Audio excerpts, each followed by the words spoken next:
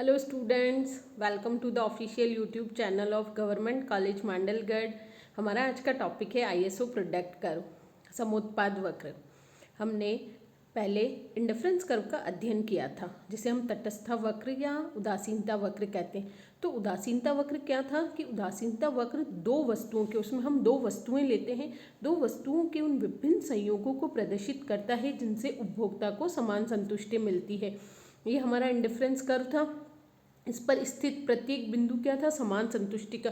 दो वस्तुएं थी, एक्स वस्तु और वाई वस्तु। इसी प्रकार जो समोत्पाद वक्र होता है वो उत्पादन के संदर्भ में होता है। जब हम दो उत्पादन के साधन, आप कोई भी साधन ले लीजिए, जैसे कैपिटल और लेबर, उत्पादन के दो साधन है, तो समोत्पाद वक्र उत्पादन के दो साधनों के उन विभिन्न प्रयोगों को प्रदर्शित करता है जिससे उत्पादक को समान उत्पादन प्राप्त होता है। ये हमारा हो गया आईएसओ प्रोडक्ट कर्व और ये हमारा हो गया indifference curve. ISO product curve पे स्थित प्रत्येक बिंदु भी क्या करता है? उत्पादक को समान उत्पादन प्राप्त कर देता है। तो दोनों में डिफरेंस क्या हुआ कि आईएसओ प्रोडक्ट कर्व का जो प्रयोग है वो हम उत्पादन के संदर्भ में करते हैं और इंडिफरेंस कर्व का जो प्रयोग है वो हम उपभोग के संदर्भ में करते हैं। इसमें दो वस्तुओं के विभिन्न संयोगों को प्रदर्शित किया जाता है जिनसे उपभोक्ता को समान संतुष्टि मिलती है, और ये दो उत्पादन के साधनों के विभिन्न प्रयोगों को प्रदर्शित करता है जिससे उत्पादक को समान उत्पादन प्राप्त होता है। उत्पादक तटस्थ रहता है कि मैं लेबर की कितनी इकाइयाँ उपयोग करूँ या कैपिटल की कितनी इकाइयों का उपयोग करूँ। तो इसकी व्याख्या हम उत्पादन के संदर्भ में करते हैं और उत्पादन के साधनों के संदर्भ में, और इंडिफरेंस कर्व की जो व्याख्या होती है वो उपभोग के संदर्भ में की जाती है। वो दो वस्तुओं के विभिन्न उपयोगों को दर्शाता है। तो आपको इसमें समोत्पाद वक्र का अर्थ दिया गया है। यदि आपने इंडिफरेंस कर्व वाला वीडियो अच्छे से देखा है और आपको यदि समझ में आया है तो समोत्पाद वक्र बिल्कुल सेम है, इसको बस हम उत्पादन के संदर्भ में प्रयोग करते हैं। आईएसओ प्रोडक्ट दो शब्दों के योग से बना है। इसमें प्रथम शब्द आईएसओ का अर्थ है समान और द्वितीय शब्द प्रोडक्ट का अर्थ है उत्पादन या वस्तु से। अब संयोजित रूप से समोत्पाद वक्र, जो अभी मैंने आपको डेफिनेशन बताई है, ऐसे संयोगों को प्रदर्शित करता है जिनसे उत्पादक समान मात्रा उत्पादित कर सकता है। फिर अब ये देखिए, समोत्पाद वक्र उपभोग के उदासीनता वक्र की भांति ही होते हैं। जिस प्रकार उदासीनता वक्र दो वस्तुओं के विभिन्न संयोगों से उपभोक्ता को प्राप्त होने वाली समान संतुष्टि को स्पष्ट करता है, ठीक उसी प्रकार समोत्पाद वक्र दो उत्पत्ति के साधनों के उन विभिन्न संयोगों को प्रदर्शित करता है जिनसे उत्पादक को समान उत्पादन प्राप्त होता है। इसे हम प्रोडक्शन इंडिफरेंस कर्व भी कहते हैं। समोत्पाद वक्र की व्याख्या हमने उसमें जैसे दो उत्पादन के दो वस्तुओं का उपभोग किया था, एक्स वस्तु और वाई वस्तु, उसी तरह समोत्पाद वक्र में उत्पादन के दो साधन लेंगे, श्रम और पूंजी। ये विभिन्न संयोग है, A B C D E विभिन्न संयोगों को प्रदर्शित करते हैं।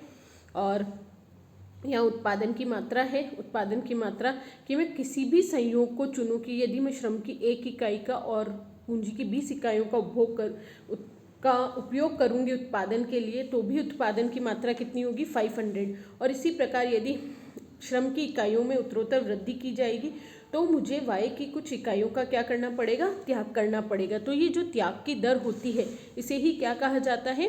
तकनीकी सीमांत प्रतिस्थापन की दर कहा जाता है। हमने इंडिफरेंस कर्व वाले वीडियो में भी बहुत अच्छे से डिटेल में इन्हें पढ़ा था, तो आपका दोनों टॉपिक रिवाइज हो जाएंगे। इंडिफरेंस कर्व भी इम्पॉर्टेंट टॉपिक है और ये भी, तो आपका इस वीडियो से वापस पुनः इंडिफरेंस कर्व वाला टॉपिक रिवाइज हो जाएगा। बस चेंज यहाँ है, यहाँ पे आपको साधन की जगह एक्स वस्तु, वाई वस्तु, उपभोग या संतुष्टि, उपयोगिता आप लिख सकते हैं, और यहाँ आ जाएगी आपकी वही तकनीकी सीमांत प्रतिस्थापन की दर। ये विभिन्न वस्तुओं के संयोग के। अब तकनीकी सीमांत प्रतिस्थापन की दर क्या होती है कि एक वस्तु के यदि हम उत्तरोत्तर उपभोग को बढ़ाते हैं तो हमें दूसरी वस्तु की कुछ इकाइयों का त्याग करना पड़ता है। तो ये जो त्याग की दर होती है इसे कहा जाता है तकनीकी सीमांत प्रतिस्थापन की दर। कैसे? जैसे इसकी 1 इकाई बढ़ाई, चेंज इन, ये आप देखिए चेंज इन वाई में कितना चेंज हुआ है बटेवा चेंज इन एक्स में कितना चेंज हुआ है। वाई में 20 से 14 6 का चेंज हुआ है, एक्स में कितना का चेंज हुआ है? 1 का। तो change in Y upon change in X. अब आपको इसका एक्सप्लेनेशन दिया गया है। ये उपरोक्त रेखा चित्र में x पर श्रम की इकाइयाँ और y पर पूंजी की इकाइयाँ इंडिफरेंस कर्व होता तो x वस्तु और y वस्तु लिख दिया जाता। अब इधर श्रम की एक इकाई का उपयोग करते हैं और पूंजी की कितनी इकाइयों का, 20 इकाइयों का, तो ये आपका A पॉइंट हो गया। इसी तरह तो इसकी 2 इकाइयाँ श्रम की और पूंजी की कितनी इकाइयाँ ले रहे हैं हम, 14, तो ये 14, तो ये B पॉइंट हो गया। इसी तरह सारे पॉइंट, फिर इन सभी संयोगों को प्रदर्शित करने वाली रेखा क्या कहलाती है, ISO प्रोडक्ट कर्व या समोत्पाद वक्र या IP कर्व, या इसे प्रोडक्शन इंडिफरेंस कर्व भी कहा जाता है।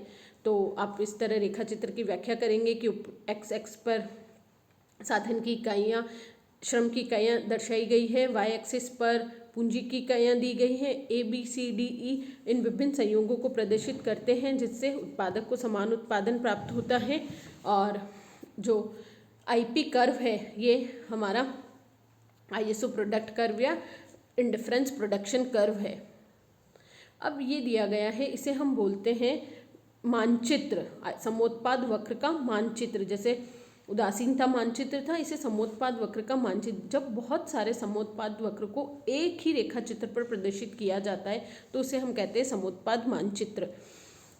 जो ऊंचा समोत्पाद मानचित्र, जो हायर ISO प्रोडक्ट कर्व होगा, वो नीचे वाले ISO प्रोडक्ट कर्व की अपेक्षा अधिक संतुष्टि का द्योतक होगा। यहाँ देखिए कि जैसे जैसे ये ऊपर जाएगा, IPC1 से IPC2 अधिक उत्पादन देगा, IPC2 से IPC3 और IPC3 से IPC4 अधिक उत्पादन की मात्रा को बताएगा।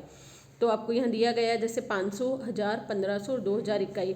जब कई समोत्पाद वक्र को एक उत्पादक के लिए उत्पत्ति की विभिन्न मात्राओं को बताते हैं और उन्हें एक ही मानचित्र में दर्शाया जाता है तो हम उसे समोत्पाद मानचित्र कहते हैं। कि जब बहुत सारे समोत्पाद वक्रों को एक ही रेखा चित्र पर प्रदर्शित किया जाता है तो उसे समोत्पाद मानचित्र कहते हैं।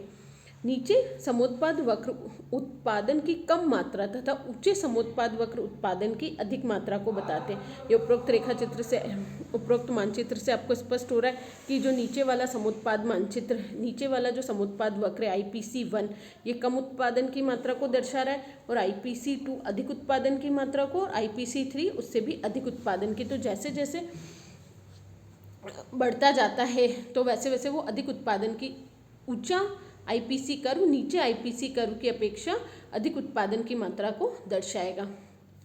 अब जैसे उदासीनता वक्रों की मान्यताएं थी तो उसी तरह समोत्पाद वक्र की मान्यताएं हैं। कि पहली मान्यता तो ये कि हम केवल उत्पादन के 2 साधनों का ही प्रयोग करते हैं। सेकंड है कि उत्पादन की जो तकनीकी दशाएं हैं वह स्थिर रहेगी। उत्पत्ति के साधन को छोटी छोटी इकाइयों में विभाजित किया जा सकता है। यह भी मान लिया जाता है कि दी हुई उत्पादन की तकनीकी दशाओं के अंतर्गत प्रयोग किए जाने वाले साधन पूरी कुशलता के साथ मिलाए जाते हैं जितना कि संभव, मतलब हम साधनों का पूर्ण कुशलता उपयोग करते हैं। उत्पत्ति के विभिन्न साधनों में एक सीमा तक प्रतिस्थापन संभव है। तो ये कुछ समुत्पाद वक्र की मान्यताएं थी। अगर मान्यताएं हमें अलग से नहीं पूछा जाता है, फिर भी यदि आता है कि समुत्पाद वक्र की व्याख्या कीजिए, तो व्याख्या के अंदर हम किसी भी नियम की व्याख्या पूछी जाए, सबसे पहले मीनिंग एंड डेफिनेशन, फिर उसकी टेबल, फिर डायग्राम और फिर मान्यताएं हम अवश्य लिखेंगे यदि क्वेश्चन में पूछा गया है या नहीं। ये व्याख्या का ही एक पार्ट होता है। और बाकी जैसे अदर्स चीज़ें हैं वो तो जब आपसे यदि क्वेश्चन में अलग से पूछा जाए कि इसका क्या महत्व है या कोई और अलग से उसमें ऐड किया जाए तो ही हमें लिखना है, लेकिन मान्यताएं तो हमारा व्याख्या का ही एक पार्ट होती है। नेक्स्ट है समुत्पाद वक्रों की विशेषताएं। हमने उदासीनता वक्रों की विशेषताओं का अध्ययन किया था ना, कि फर्स्ट विशेषता तो यही हो गई कि समुत्पाद वक्र पर स्थित प्रत्येक बिंदु क्या होता है, समान उत्पादन को व्यक्त करता है। ये अभी हम इसकी व्याख्या से देख चुके हैं कि एक समुत्पाद वक्र पर स्थित प्रत्येक बिंदु समान उत्पादन को, ए पे भी 500 का प्रोडक्शन, बी पे भी, सी पे भी, डी पे भी, इस समुत्पाद वक्र पर स्थित प्रत्येक बिंदु क्या करेगा, समान उत्पादन को व्यक्त करेगा। ये श्रम की L1 इधर K1, जैसे जैसे श्रम की मात्रा को बढ़ाएंगे तो पूंजी की कुछ इकाइयों का हमें त्याग करना पड़ेगा।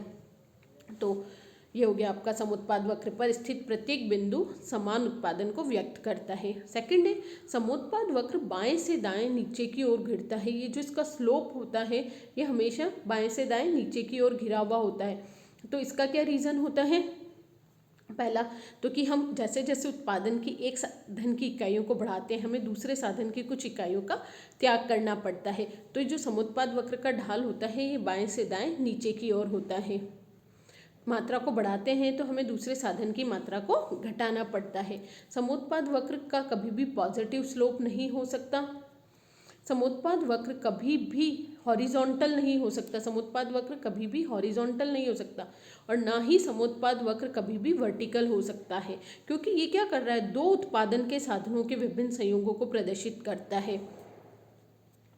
सेकंड है समुत्पाद वक्र मूल बिंदु के प्रति उन्नतोदर होते हैं। ISO product curve is convex to the origin point, कि जो ऑरिजन पॉइंट होता है उसके प्रति उन्नतोदर होते हैं। इसका क्या कारण होता है? Marginal rate of technical substitution, सीमांत प्रतिस्थापन की दर के कारण जो समुत्पाद वक्र होते हैं वो मूल बिंदु के प्रति उन्नतोदर होते हैं, क्योंकि हम जैसे जैसे एक वस्तु के एक साधन के प्रयोग को बढ़ाते हैं हमें दूसरे साधन की कुछ इकाइयों का त्याग करना पड़ता है। तो जो प्रारंभ में ये प्रतिस्थापन की दर होती है वो अधिक होती है। जैसे आपने देखा ना 6 फिर 4 फिर 2, तो धीरे धीरे ये दर क्या होती जाती है, कम होती जाती है। तो उन्नतोदर वक्र प्रतिस्थापन की इस गिरती हुई दर का सूचक है। नेक्स्ट है समुत्पाद मानचित्र। ये भी हम पहले ही पढ़ चुके हैं कि जब बहुत सारे समुत्पाद वक्र को एक मानचित्र पर, एक ही रेखा चित्र पर प्रदर्शित किया जाता है तो उसे हम समुत्पाद मानचित्र कहते हैं।